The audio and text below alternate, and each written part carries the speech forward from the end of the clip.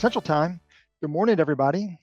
And again, I say morning. I guess it kind of depends on where you're at locally. It could be afternoon or it could be really early morning. Jonathan, didn't we have somebody from Hawaii in one of our meetings this week?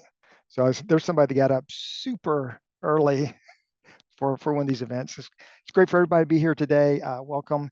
This is the deep dive with Cybersecurity Labs. Today we're going to be looking at obfuscation and steganography. I'm Jeff Holcomb, and you can see my email address down there at the bottom. With me is Jonathan Bartles. We'll start off today. I'll just do a quick introduction myself, and then I'll let Jonathan kind of talk about himself for a minute, and then we'll jump into the lesson. So again, my name is Jeff Holcomb. I've been with Cyber for about 2 months now. I think I'm just kicking off my 3rd month tomorrow in August. But I've been working with Cyber pretty much my whole teaching career, pretty much in the same positions you guys are in right now. As a teacher, I worked with them for probably 15 years, just implementing the curriculum, working with special projects, doing their cyber camps and things like that. Then I went on and became a science coordinator and a STEM specialist also with 2 different districts. I was able to use their curriculum and lessons and spread it out throughout the entire district. Then I later went on to the State Department of Education for Louisiana, and again, worked with cyber in that capacity as well. And like I said, now I retired from there and I'm working for them full time. Jonathan, you want to jump in? Thanks, Jeff. Yeah, my name is Jonathan Bartles. Originally, I started as a math and science educator and curriculum developer. A little over 4 years ago, right as cyber.org was transitioning from what was originally NYSERC to cyber.org is when I was brought on to help write the cybersecurity course. And I've been a part of the IT fundamentals course, the Network Plus course, the Intro to Linux course, the cybersecurity course, one of the co-architects of our cyber range. So anything that's kind of aligned to CompTIA certification, I've been involved in. All right, thanks. So let's kind of look at what we're going to be doing today. Like I said, obfuscation and steganography. Or our objectives, kind of look at what materials are available for this specific lesson, kind of how you would use those materials. And then we have a case study and a steganography lab that goes along with it. Jonathan, you want to go ahead and log on to the range now, or you want to hold off on that? I will copy and paste the bit.ly link into chat here so people can already grab a set of credentials. And if they want to go to apps.cyber.org right now just to get logged in with that set of credentials, they can do that. Okay. And then we'll repeat that later. Okay. Yeah, so if you want to go get started on that, you can and be ready to go when we're ready. So we'll start off today kind of talking a little bit about what is cyber.org, why we exist and what our purpose really is. So we're located in the northeast corner of Louisiana, and right in our backyard is Barksdale Air Force Base. When I say it's our backyard, it's probably less than a mile away. We have B-52s flying right over us all the time. And so I guess it was around 2006, the Air Force decided they wanted to stand up a cyber command, and Barksdale was really in the running to get that. In fact, they were so far in the running that we got the provisional command here at Barksdale. So with that in mind, some local leaders here in our state and the governor, everybody, said, if we're going to have that cyber command here in Louisiana, what are we going to do to support it? And part of that included how are we going to educate kids so when companies come, they have a developed workforce to help with that to go. So that was one of the main goals to start with. And you kind of see on the right-hand side what we're looking at. We want to provide education resources and build that pipeline and solve that workforce shortage. Unfortunately, I think it was Lackland Air Force Base ended up getting the cyber command, and we lost it here. But doesn't really change the idea, right? We still need to develop that pipeline of students, that workforce for the future. And it's not a situation that's unique to Northeast Louisiana or Louisiana in general, or this applies to the entire nation. So we've actually been able to expand this nationwide. So we're really looking at building that pipeline. And we also think when we talk about a pipeline, it's more of an interstate. So we're really wanting to develop these on ramps and off ramps for students to get into the cybersecurity field. So, we want to provide them opportunities in middle school where they can hop on that interstate, get started on it, but nobody's locked out. So, if you're 9th, 10th, 11th grade, there's still an on ramp for you to get there.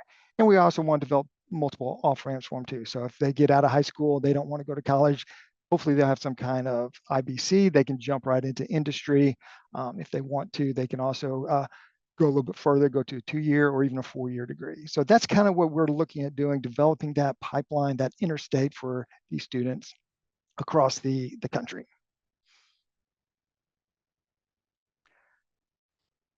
So we'll start off today. I'm sorry for some of those that you've been through some of our meetings before, but and you've seen some of this before. But we want to start off and kind of show you how to access our curriculum and what you can do with it. So I'll go ahead and jump into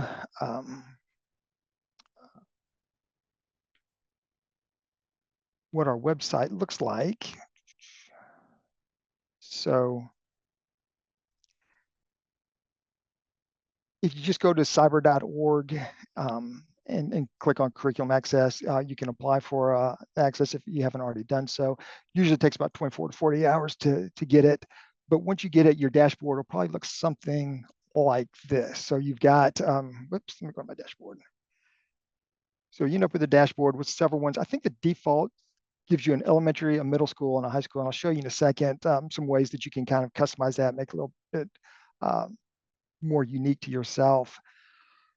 And I know most of y'all in here are for the cybersecurity class, but we also offer a lot of other things. I'll bring up like some middle school things here. So when you're doing your cybersecurity class, you may run into some scenarios where, hey, my kids aren't ready for this, or they need some more background on something. So a lot of our things are really just modular. So if you need to, you can jump back into an intro to cybersecurity and maybe pull some lessons from there, getting them up to speed on some things. So I'd encourage you to kind of peruse all the different things, even though you guys are probably just working on the cybersecurity side. Go ahead and look through there and see what you might need or what might help you out in the future. And our stuff doesn't have, 6th to 8th grade. That doesn't mean it's just for 6th to 8th grade kids, and it doesn't say on their 6th grade. So you can pull a 6th grade lesson, put it in your high school, and the kids aren't going to look at it and go, "Oh, this is stupid. This is for for the babies." So you can kind of look at this. Here's our high school one. We have the intro. We have cybersecurity, some Linux, some cyber society, coding fundamentals, computational things. So you kind of look through and see these. Now, again, if you want to make this a little bit more user-friendly for you and you don't want to look at everything, if you go to courses over here on the left-hand side and click on the all courses, you can select some as your favorite. So I can go through here and I'll just kind of delete some of these as my favorites and just highlight cybersecurity. And now when I go to my dashboard, I just have that one that shows up. So if you want to clean up your dashboard, make it a little bit better, you can. So once you get to this point, you'll notice I do get the little finger pointing here. If you click down here, nothing happens. You do have to click on the actual icon up here to get anything to pop up. Or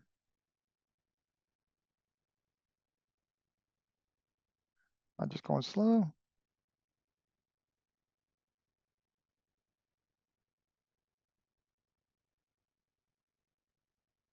There it goes. Okay, so here's your cybersecurity overview of the course. You'll notice we do have this set up in units, unit 1s through, what do we got, 6, 7, 8, 10, 11. So we got 11 units set up here. And one thing you may notice is the numbering system over here doesn't, it's not in specific order. So you may want to look at this in terms of the CompTIA objectives. So if you want to do that, you can click on this part where it says CompTIA security plus objective order. So if you want, just look at them straight down in the specific order and find something in particular. So for instance, today we are doing the STEG lab. So I know that's 1.4.4, so it's down here. And so if I need to just jump to it, and I know the number, I can hop down and get down there real quick and easy. I don't want to go there just yet today because I want to show you some of these lesson plans that come along with this also. So you can look at the order there. Here's some course information, some syllabus. So if you need to do that for your students, you have the syllabus and course info for your school. These are based off of the 7101 objectives. We do still have the 601 content available if you're looking back at that. Some other things that we have here, your supplemental resources. These were like extra case studies and things that we had that I think were for the 601 content that didn't fit necessarily into the new 701. So, but we still left them out there for you to use. So let's go ahead and jump on down. We're going to do the STEG lab, which is in Unit 4, cryptographic solutions. And so you can see we've got 1, 2, 3, 4, 5. So we got about 7 lessons in this one. And we also have a lesson plan here and then all the resources that go with it. So if you go ahead and click on the lesson plan, brings up the whole idea here. So on here, you got an overview, you've got some objectives here, and then you've also got objectives all throughout the lesson down here. So in the lab, students will be able to use built-in Linux tools to encrypt files, right? So the nice thing about this, for those of you that have to post your lessons on your board or your objectives on the board, they're laid out for you right here. So you can just come down to this, pull the lesson plan, grab your objective, write it on the board, and then you're good to go. Is this a good enough lesson plan for you to use, for your district? I don't know. That's going to vary depending on district. If I was a supervisor and I walked in and somebody just had this printed out and on their desk, I probably wouldn't accept it. But if you printed this out and annotated it, I think that would be perfectly fine. So if you kind of walk through here and say, hey, we're doing lab or we're doing this case study, and then you annotate on there, Billy's going to need some headphones because we're going to need a read aloud. If you kind of go through and annotate everything that you're doing with this, I think that would be a perfectly acceptable lesson plan for you. Again, depends on your individual district and how you want to deal with that. The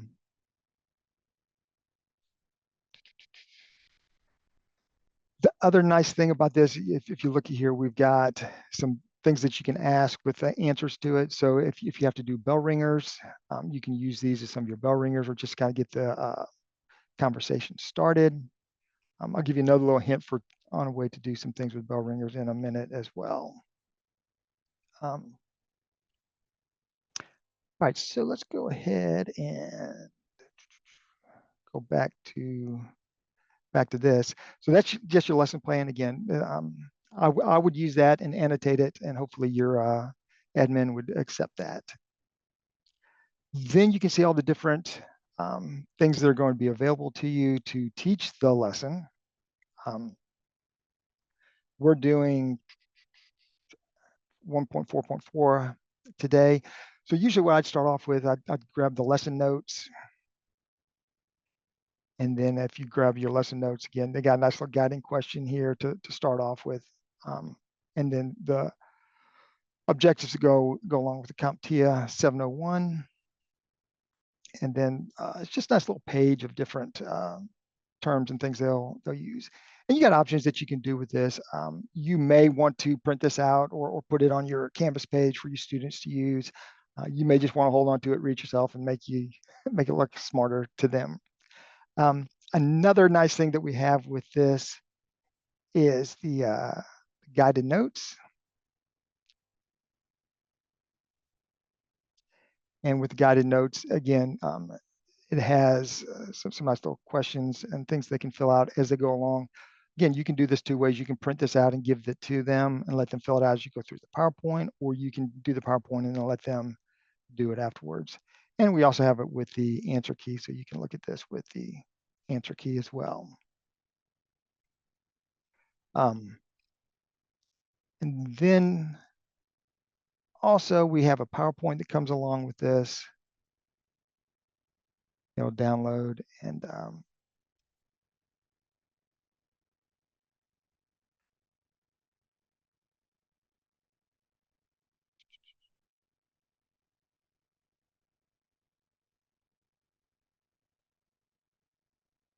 so here's the PowerPoint that comes along with the steganography and obfuscation. And again, you can do this several ways. You can post this on your Canvas page, or you can use it just to project. And we are talking today a little bit about steganography. And anybody have any idea what steganography is? Any thoughts on what steganography is? You can unmute and hop in, or you can drop it in the chat. Any thoughts on steganography?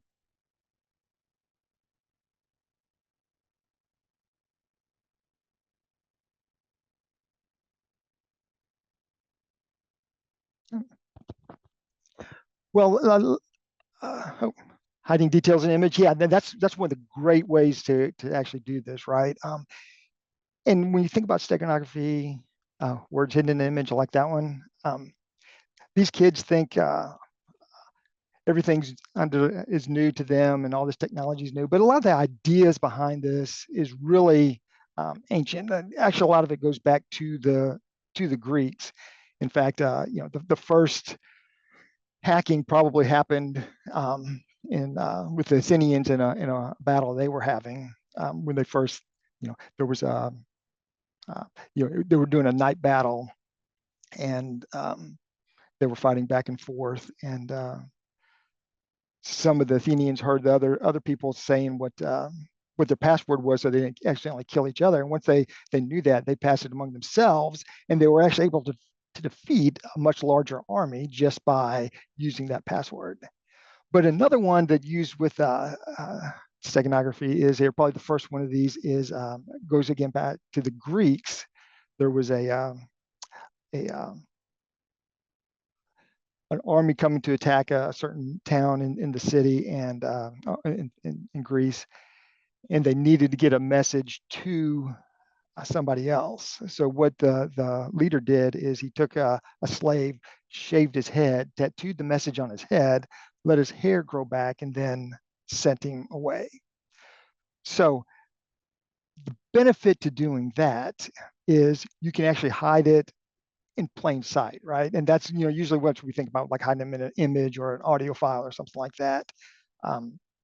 So the guy was able to walk through the country and not be detected because nobody even knew he had a secret message. If he'd happened to be walking along with a scroll or something and it had all those cryptic symbols on there, people would know he had a secret message and they would obviously take it. Then he wouldn't be able to pass it along, and also he wouldn't be able they may be able to decrypt it. So when you think of steganography, it's actually a part of the cryptography. And usually when people think of cryptography, they usually just think about encryption, but there's a lot more to it than just encrypting and decrypting. And steganography is one of those things. Some other classic examples of the not technical side of this is they used to send secret messages hidden in using Morse code, hidden in yarn. They would tie knots in there, certain things, and that would pass a message along in Morse code. And another classic one that was really cool was if you guys remember back there in Vietnam, there was a prisoner of war, and the Vietnamese filmed him, and he blinked, and he was blinking Morse code as a message back to the people back in the States. So there's another way that you could use some steganography. But again, we kind of think of this in terms of where we're at in technology. I don't want to take anything away from Jonathan in a minute, but the other classic one is dealing with the computer printers, right? It was a secret, or I shouldn't say secret, it was a conspiracy theory among tech people for numbers of years that every time you printed out something on your laser printer, there was a message in there that told you who it was and all that stuff. And turned out that was really happening. And I do remember when that first came out and they were able to do it. Uh, it was a big deal because all of a sudden, law enforcement had been using that tool to kind of catch people, but most people didn't know about it. And then now, obviously, if you're going to send a ransom note, don't do it on a laser printer; you'll be caught, right? Um, so I think that kind of takes care of what the steganography is, um, why you would want to do it. Again, it's hiding it in open. Another, do one more real quick one. There was a man working for General Electric, and he was stealing secrets from General Electric, sending them back to China, and he was actually using steganography, and he was in doing the classic way that we think of. He was taking it, compressing it, putting it in a zip file, sticking in a picture, and then trying to send it back. Um, so, Jonathan, I think that pretty much covers kind of the whole idea. Do you want to kind of jump on the case study? Yes, we can do that. And if you haven't logged into your teacher account on cyber.org to get into the Canvas course, let me drop in the file itself for the case study. Oh, yeah, and while you're doing that, let me say one more thing that I think I didn't mention a second ago. We also have a quiz, a set up of quizzes here, so you can use those quizzes. For instance, this unit has 7 units. We've got 7 quizzes. There's 10 quizzes each. I mean, 10 questions in each one. So you got 70 questions. So you can use that. Like I said, you can also use those. Those make good bell ringers as well. So I've got this case study here. I'm going to give everyone about 5 minutes to read through this. Just over 2 pages, maybe about 2 full pages of info if you remove the header here. So you can download a copy of that file that was just shared in chat to read through that. And once you get read through that in a few minutes, we will walk through these open-ended questions at the bottom.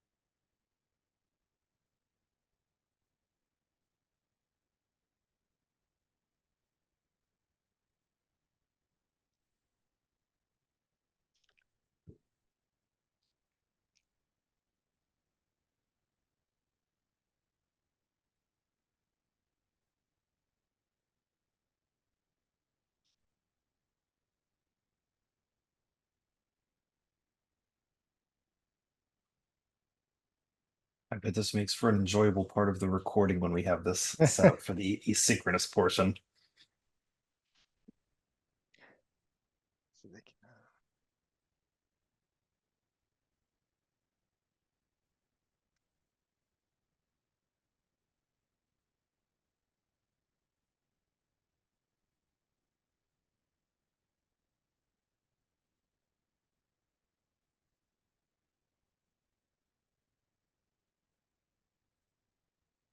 We'll give another 30 seconds to finish reading up, whether you're reading the article or if you've moved on to the summary, or if you just read the summary, and then we'll move into the questions.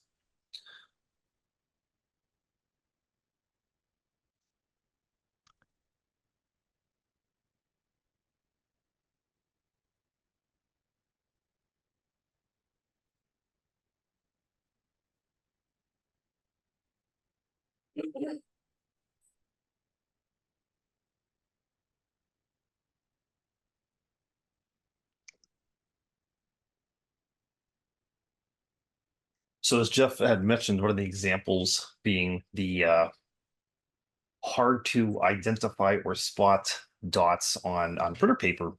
Um, my wife likes to make a little joke whenever we go on a little vacation or trip, or even if it's just one night or family visit or whatnot. She says it's not a vacation if I haven't watched Forensic Files, Judge Judy, or South Park on the hotel TV. And one of the episodes of Forensic Files, they were actually able to identify a criminal from, and I think it was a murder. They usually are in Forensic Files. They traced it back to the original printer because they were printing, so they didn't have handwritten that you could try to identify who was writing the note itself, and they were able to trace it back to the printer of the criminal. So with that, and that's not meant to influence your answer either way to this first question, should printer manufacturers have made this known publicly when they started this? Why or why not? And for this, you're welcome to either answer via text in the chat or come off mute to have a discussion. I'd love to see if people have opinions on both sides. So should printer manufacturers have made this known publicly when they started this? Why or why not?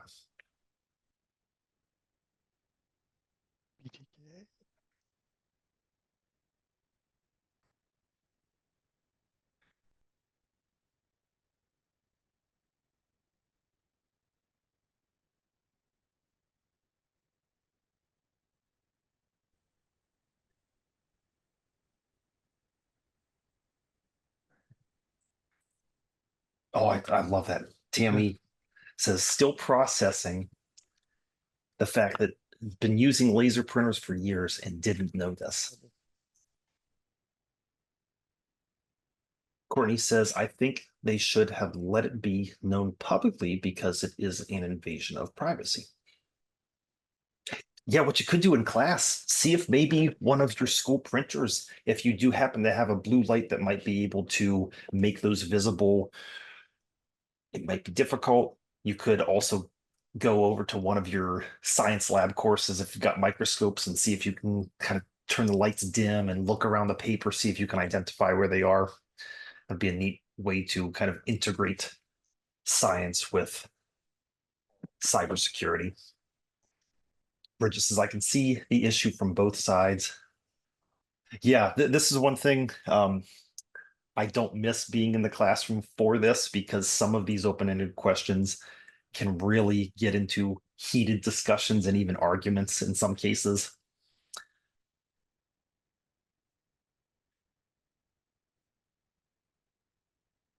Yeah, Scott says it would have come out the first time someone was convicted of a crime with this as evidence.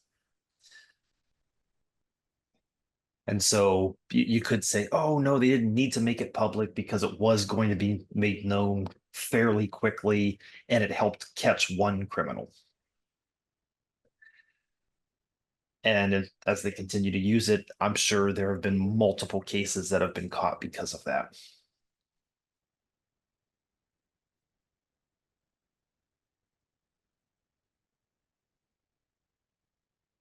Yeah, it's still not real well known. Like we said, a couple people here Mm. hadn't heard of it too. Yeah.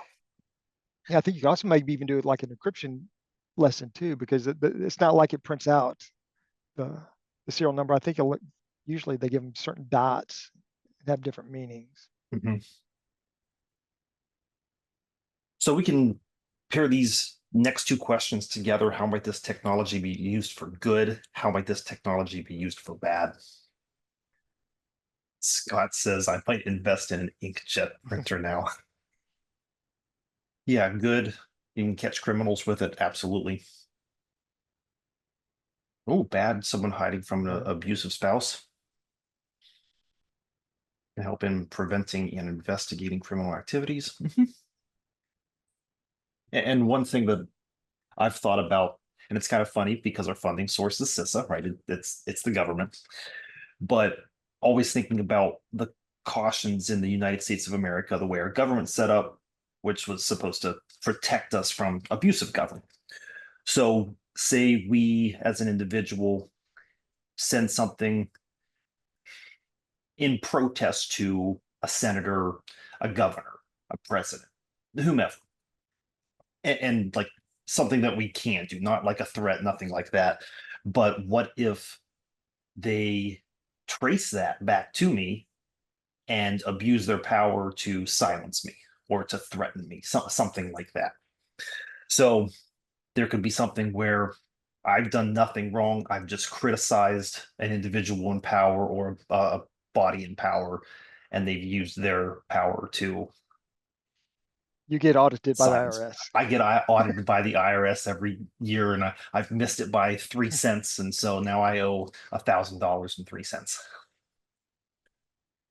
And that's a good question. Would this be considered an unlawful search? Boy, I'm not a constitutional expert, so I don't know. I would think so, but at the same time, giving them the paper would be public information. They'd have to somehow get to my house to test my printer to verify that it came from my printer.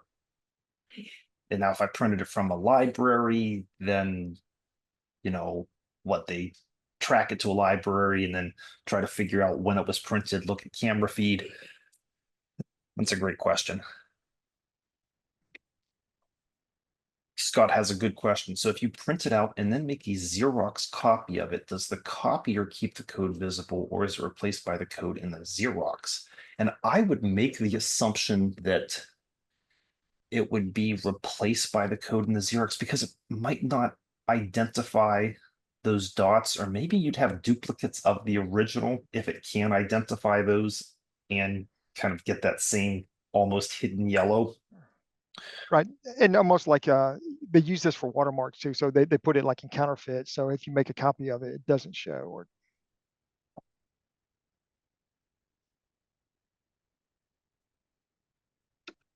And then this final question. So, should users be allowed to disable this technology? Why or why not?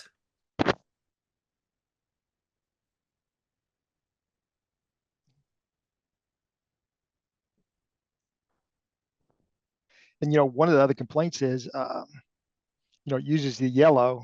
So they're using your ink to print that in there. So if you just want to print black, it's actually costing you money to do it. And then the other things always, that's why you can't print. If you just want to print in black, you still have to have the color cartridges. I don't know how true that one is too, but that's what a lot of people will say. I have had a printer in the past that would not allow me to print in black only unless I did have Um, a color cartridge in there. So being said, the users should be given the option to opt out.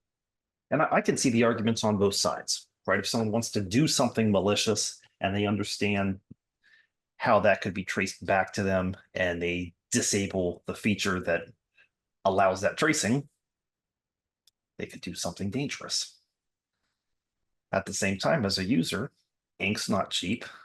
I don't want someone tracing me if I'm not doing anything malicious. Yeah, the privacy issues of it all.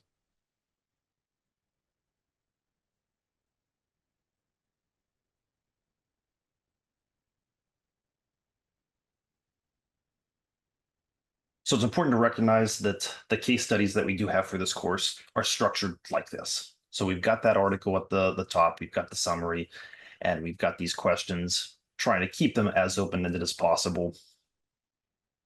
And hopefully you get some good discussion. Hopefully you have students on both sides so you get a healthy dialogue. If not, you can always try to play devil's advocate to present the other side if the classroom all aligns on one side. We do have the further study here as well. Typically, there's more than just a single thing with a further study. This one only does have the one, but you could encourage students to go into more detail and view this on their own time, or maybe you could assign a little homework assignment from something with further study. Before we move into the steganography lab using the cyber.org range, are there any questions from the case study? Let me find that bit.ly link again, just in case we've had anyone join since then. So if you have not already grabbed a set of credentials, this bit.ly link will direct you to the Excel spreadsheet. You can put your name beside any of these. Oh, Jeff got it too. And you'll use that set of login credentials to log into apps.cyber.org. If you were with us yesterday where we ran through the credential harvesting lab, it was important that all of us were in the same classroom there so that you did use student accounts, so you were able to interact with my Kali Linux machine. This one, you actually don't need to be in my classroom. So yeah, Courtney did absolutely fine that you used your own teacher login for this one, because the steganography lab just utilizes an individual machine. It doesn't need to be able to communicate with others.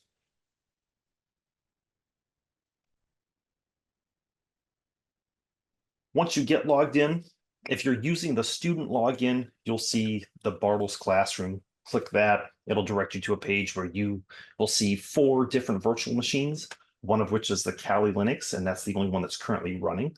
You can click connect. If you have your own teacher login, access anything that you have, just launch one of your Kali Linux machines. Yeah, the only negative, for example, Courtney, would be you'd have to spend that 3 to 5 minutes of waiting for the Kali Linux machine to launch. But that's fine, because I can spend that time with a little bit of introduction before we actually get into some of the actions within the range itself.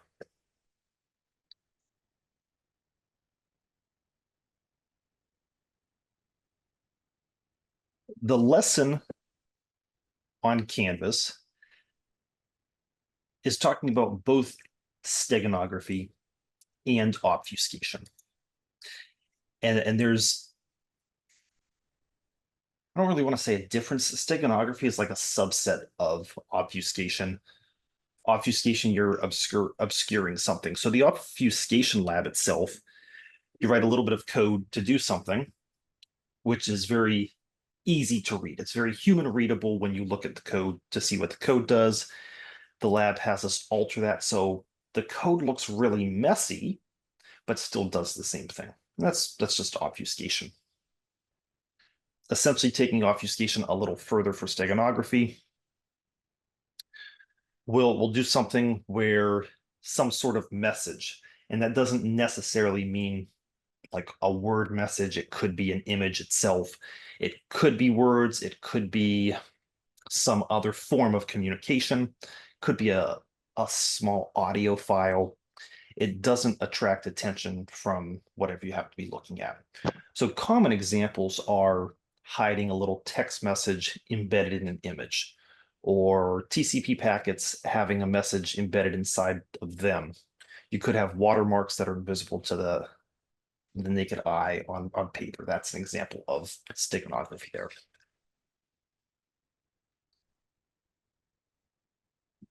We'll be looking at 2 different tools: how to use zip for steganography purposes, and how to use a tool called StegHide.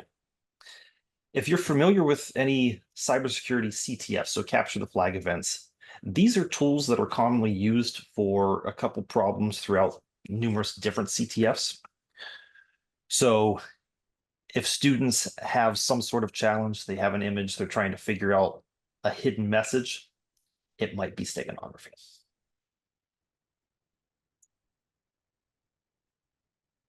Hopefully for anyone who has used their own teacher login, their Kali Linux machine has started at this point.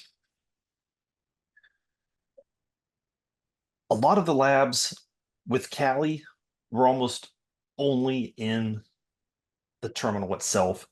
We're going to almost treat this like a Windows or a Mac for a second and use a little bit of the GUI just to identify and look at some images themselves.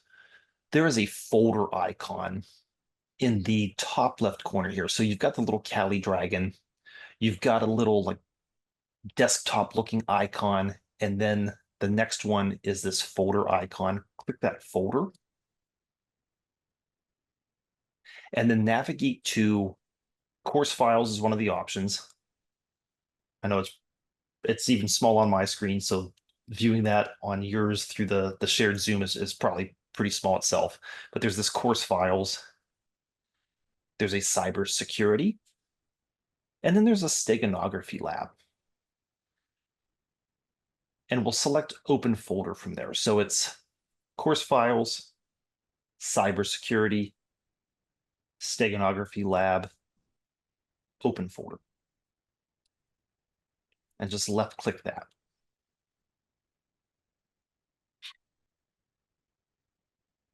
And notice we have a bunch of different images here. These are all the previews of these images, but we can see a giraffe, we can see some pictures of fruits, a couple photos, one with a koala, one with a panda. And if we click any individual photo,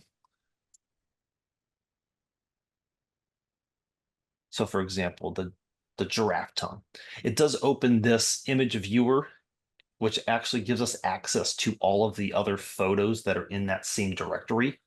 So we could just click through each of these and notice visually,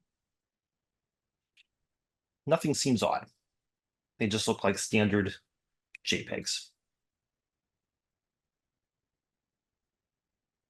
So we'll close out of that image viewer there. We can even close out of the little File Explorer folder there. And now we'll get into what we're used to using Linux for. We'll open a terminal. So in the top left, that black rectangle with a white border, click that.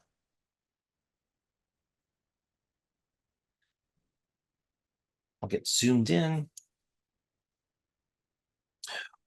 We're going to the same location in the file system, but we're doing that through the terminal. So we need to use that change directory command. So CD, course files, cybersecurity, steganography lab. I don't type that fast. Tab is kind of your best friend when you're using the terminal. I typed, I believe it was just a capital CO, and I tabbed in that auto-completed course files for me, a capital CY. I tabbed that auto-completed cybersecurity for me, and then the steganography was an ST tab to auto-complete. Capitalization is important. So if you tried to do that with a lowercase c in course files or cybersecurity, not only would the tab not work to autocomplete that, let me even show the result we get. So say I did type everything out, but cybersecurity was lowercase. It's going to give me the error that there's no such file or directory. So we've got to be very cautious and careful with proper capitalization, because the way that the computer sees it, cybersecurity with a capital C is an existing directory. There's no such thing as cybersecurity with a lowercase c, so it just doesn't make sense to the computer. Once we've hit enter there, the prompt has changed here to let us know where we are in the file system. And remember, we had that panda picture. An ls command lets us see the full names of all of the files in this directory. So we've got this panda underscore hanging.jpg.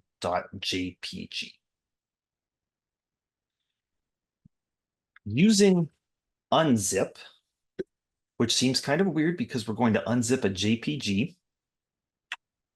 I can unzip this panda underscore hanging.jpg.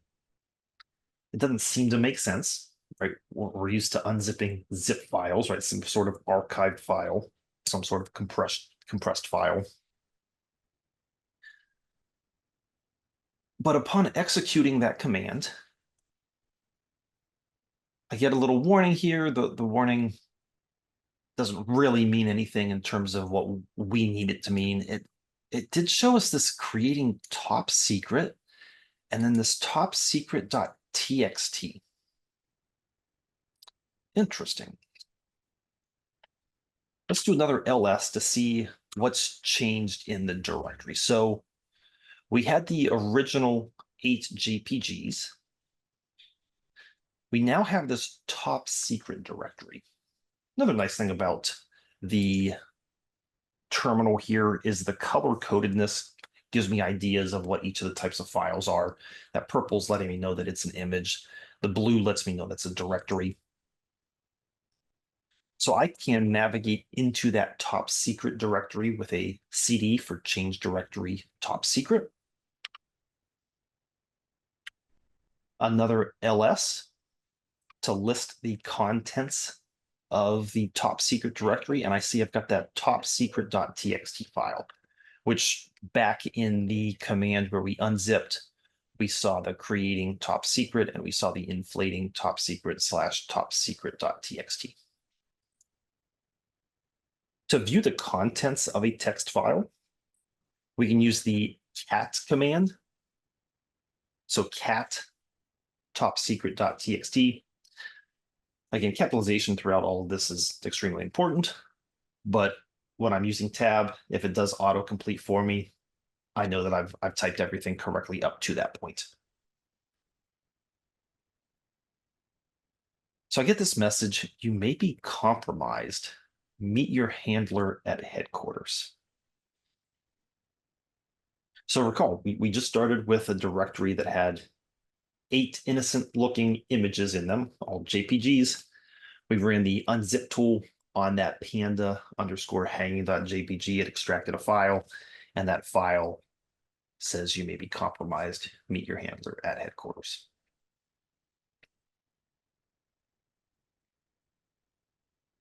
So that was unzipping a file that's already had a text file embedded into it. What we can do is we can we can hide a message in an image like this one using the zip command. So we can navigate back to the steganography lab directory with cd space ...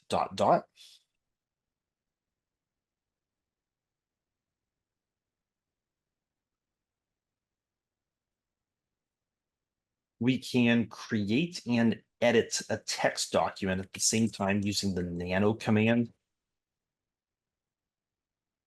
You can name it whatever you want, but following along with the lab, the name of the file is secret message with a capital S, a capital M, and instead of a C in secret, it's a K in secret.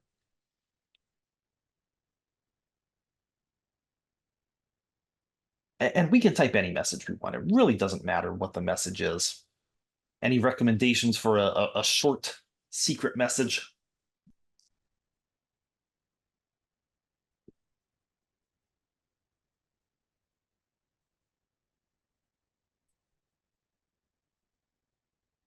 Scooby Dooby Doo. All right, Scooby Dooby Doo.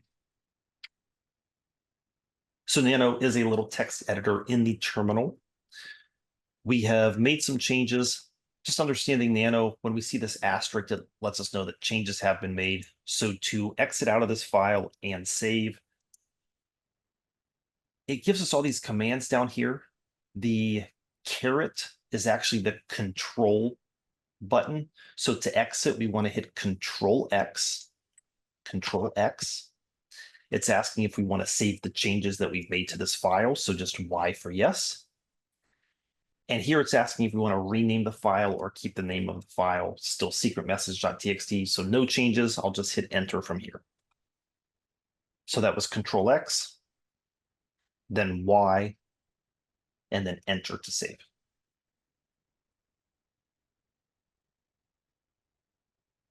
All right, so we've got to work in the reverse order, right? When we unzipped the JPEG, it created a directory. The directory had the text file. We've made the text file. Right now, we don't have a directory that we can put the text file in and then be able to hide the directory in the JPEG.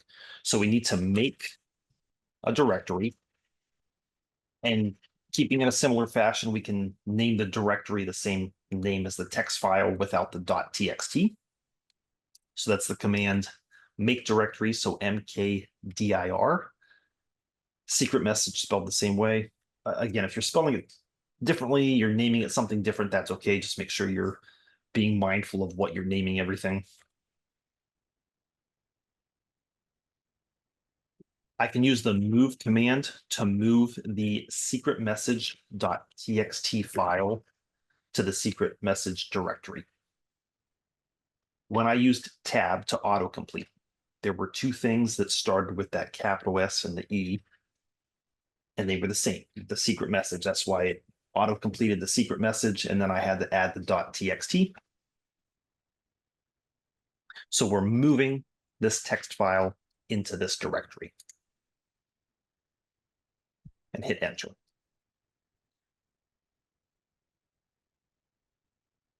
Now I do need to zip the directory.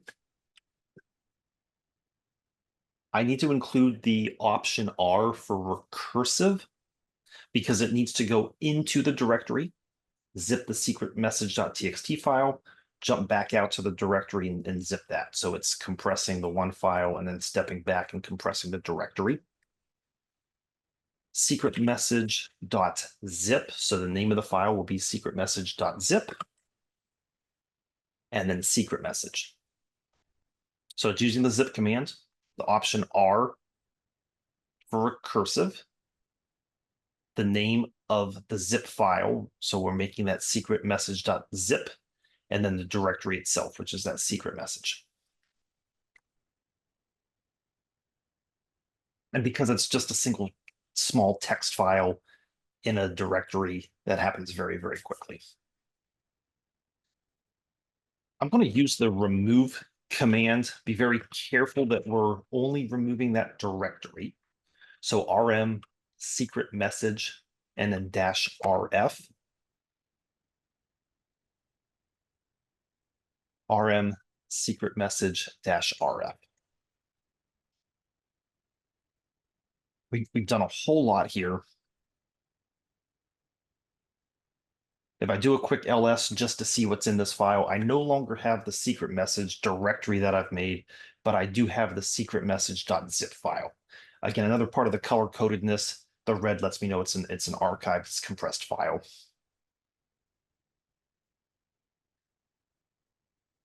So again, working backwards from when we unzipped the Panda file, I need to somehow put this zip file into a JPEG. We actually combine the two files using the concatenate command. So cat image one, that's the image of the strawberry. And then the secret message.zip into a file. And we'll just rename this, instead of image one, we'll name it berry.jpg. So it's the concatenate command. It's cat image one.jpg, secret message.zip into, so the greater than symbol, berry.jpg. And remember, all of this is being recorded. Hopefully we get those recordings out and part of the asynchronous course around August 12th. So if you fall a little behind, made a little mistake, you're welcome to just watch as we're working through this, and you'll be able to rewatch the recording and work at your own pace. I'm going to remove the zip file. So rm and then just secret message.zip. One more ls just to see how everything's changed here. I no longer see anything in reference to that secret message directory zip or the text file, I do see this berry.jpg. So xdg-open, rather than me going through the file system with the GUI, I can just view this berry.jpg with the command xdg-open berry.jpg. And clicking between these two, clicking between the berry.jpg and the image1.jpg, I'm not seeing any differences. Now I could do a comparison between file sizes, and the berry.jpg will be a little bit larger because it has a little bit of something hidden in it. But what we've done is we've hidden a file using the zip command into that berry.jpg image. And if we just do a quick unzip, just like what we did with the panda_hanging.jpg, we'll see it creates that secret message directory, inflates the txt file, a quick ls, and we could view the image, or sorry, the information from the text file itself. So cat secret message / secret message.txt. And we've got our Scooby-Dooby-Doo.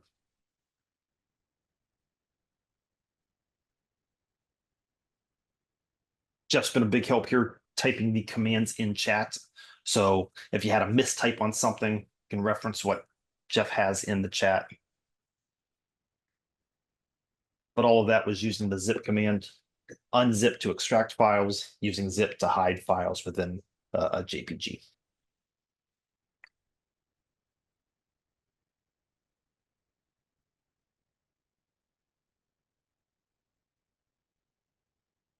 Now, a second tool that we can use for steganography is what's called steghide. By default, Kali Linux machines typically don't have steghide added. I believe one of the meta packages when you're creating Kali Linux may include it, which is like the everything package, but we've manually installed steghide here.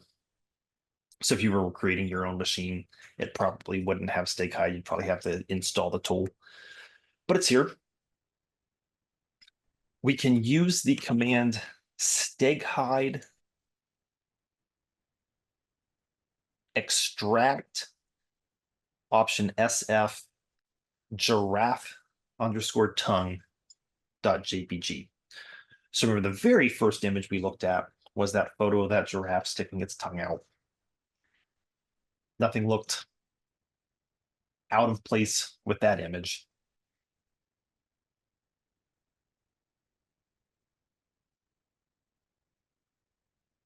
Here it's asking for a passphrase. So with the zip example, we were just able to unzip that. We didn't have a passphrase, so we weren't prompted with this. The passphrase for this is very tall. It's all one word, all lowercase. So very tall.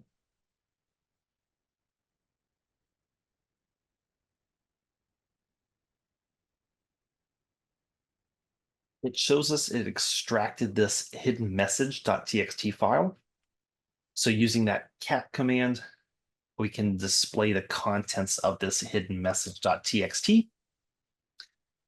And it tells us that the password for the koala_sleeping JPG is eucalyptus in SpongeBob font. I don't know why it's called SpongeBob font, but when it alternates capital and lowercase, that's the SpongeBob font.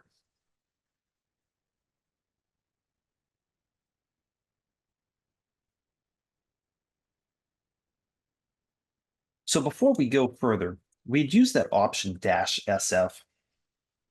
Let's take a look at some of the other options by reading the manual for steghide. So that's man steghide. So man, short for manual, steghide. Since I'm zoomed way in, I don't get to see a lot at once, but I can scroll through here. Let's see. So EF embed file and file name, so specify the file that will be embedded. We'll be using that shortly. CF, that's cover file, so specify the cover file that will be used to embed data. We'll be using that. The SF, the stego file name, so specify the name for the stego file that will be created. Okay, so we see a few different options here, and we could scroll through and see different things as well. When we extracted, we used that SF option there. And that's just was helping us specify which file we were actually extracting from. So we can exit the manual using Q to quit. So Q to quit.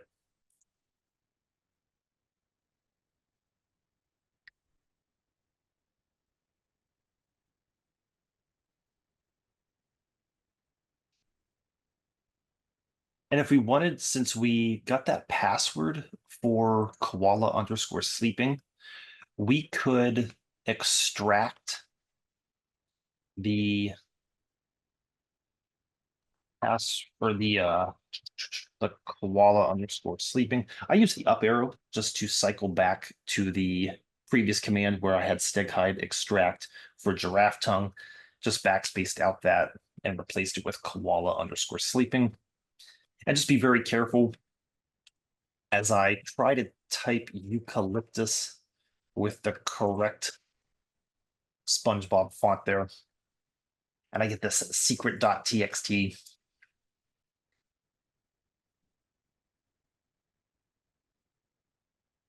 And I can tap that file to see what's there. Why do you never see elephants hiding in trees? Because they're so good at it.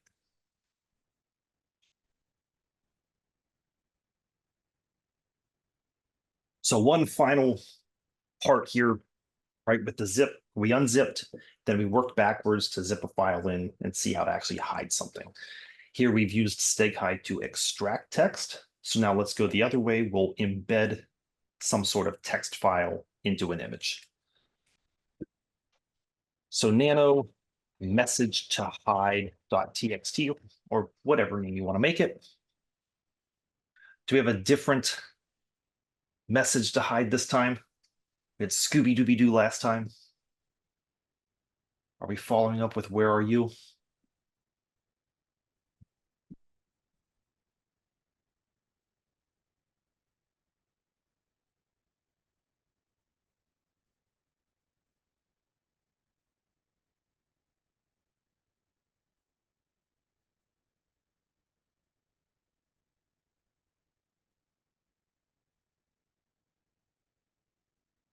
Give a few more seconds, and if there's nothing, I will take the where are you.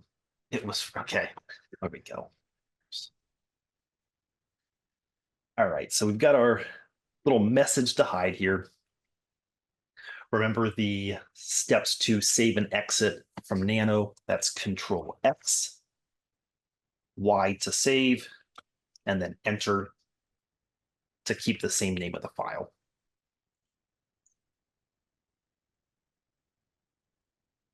So using steghide, so steghide embed. Recall one of those options that we looked at was the EF, so message to hide.txt. Then the CF for that cover file, to image3.jpg for this one.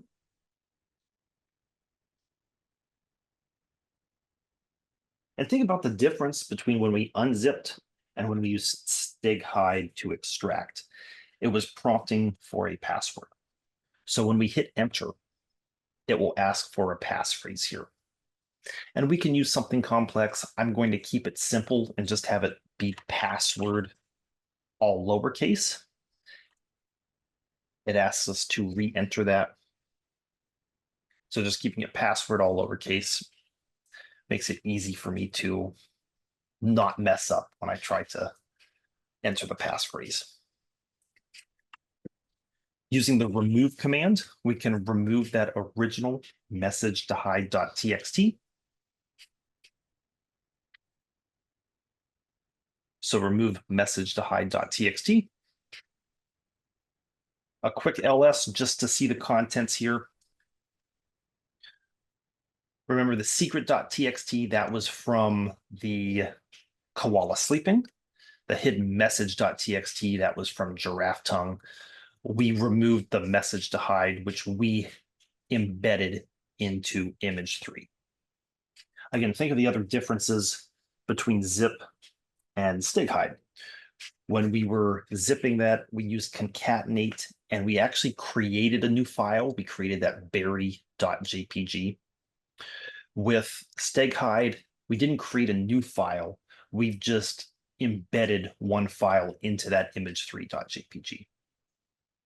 So we don't really have an original and a copy. We just have the one file itself. So we've done all that work. We can verify that if we use the StigHide extract -sf and image 3, it prompts for a password, which we selected as just password. We see our message to hide.txt, and we can view the contents of that file with the cat command. It was Frito.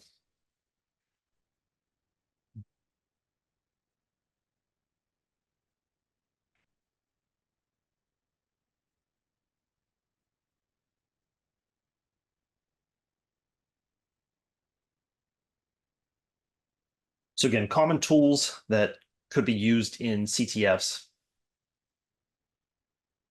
There are more tools than just zip and StigHide for steganography.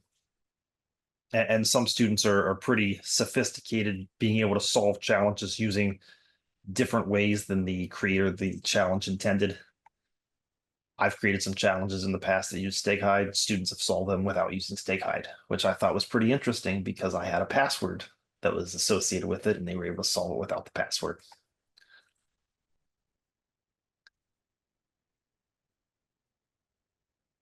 It might even, is it strings? I'm trying to remember my commands here. Strings. I did that command very fast. This is a trial and error. This is not part of the lab itself. Just trying to see if this shows me anything in that image 3.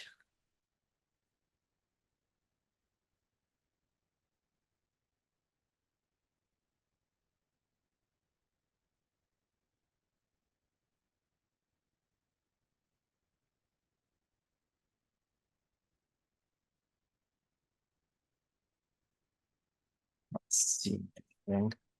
We could try to grep it too. Yeah, there are a few different things you can try, and some students like to just take a file and drop it into an online tool and see if the online tool can spit out anything.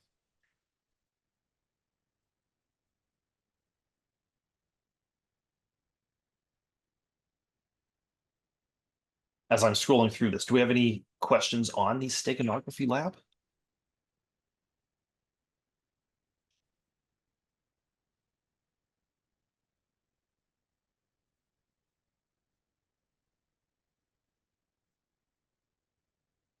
I may have shot past info here. Grep is like your control F of a file. So I didn't see it from that. So if I tried to look for either the file name or the information from that text file that we're creating, it may appear. It may not. It doesn't look like it's there. I'm used to seeing it just be added to the very end of the file if it's something small, but it wasn't there. Okay.